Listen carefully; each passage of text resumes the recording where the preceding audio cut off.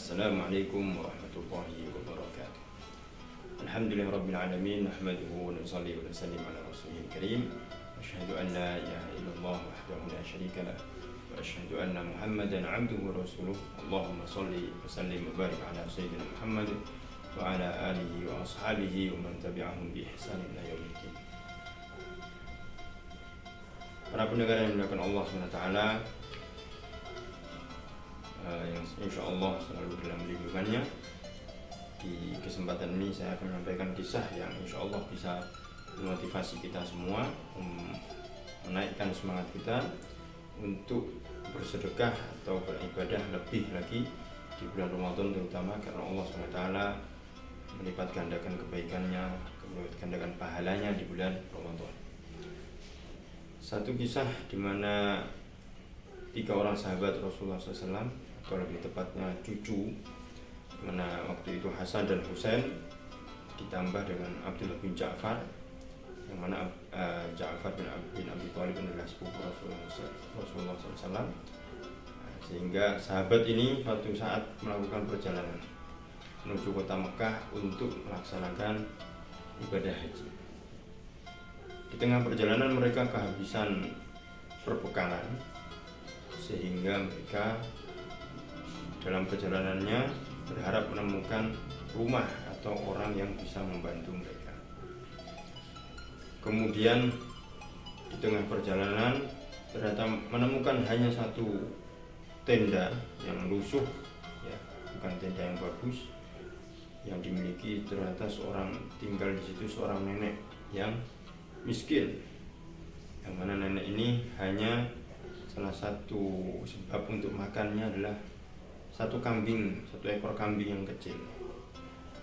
Tapi nenek ini mempersilahkan mereka bertiga dan membantu mereka, sehingga mempersilahkan untuk memerah susu kambing tadi. Setelah diperah ternyata mereka juga lapar, sehingga nenek pun mempersilahkan untuk menyembelih kambing tadi.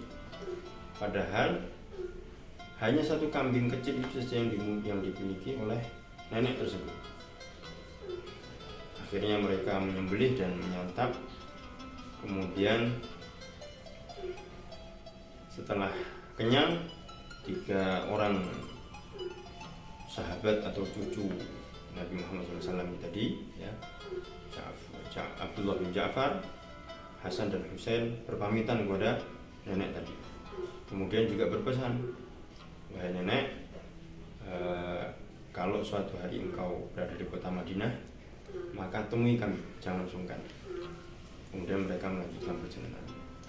Setelah mereka melanjutkan perjalanan, ternyata suami dari nenek tadi pulang dan menanyakan keberadaan kambingnya.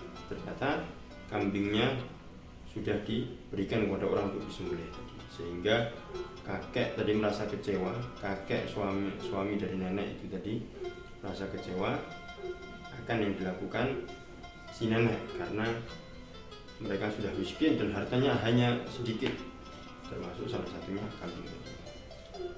Singkat cerita, pekerjaan nenek ini adalah mengumpulkan kotoran binatang ternak, dan suatu hari mereka sampai ke kota Madinah untuk kerja tadi, mengumpulkan kotoran binatang. Ternyata ditemui oleh Hasan. Setelah Hasan menemui, sehingga Hasan mengajak nenek tadi untuk datang ke rumahnya, karena Hasan mengingat dan masih mengenali nenek tadi. Setelah dijamu, kemudian Hasan pun memberikan 1000 dinar dan 1000 ekor kambing.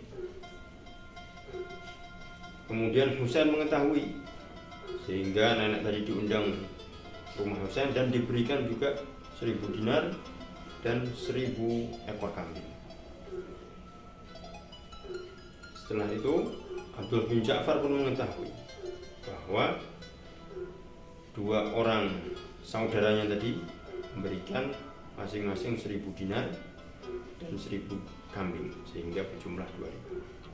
Kemudian Abdullah bin Ja'far pun memberikan yang lebih, yaitu 2.000 dinar dan 2.000 ekor kambing kepada si nenek tadi.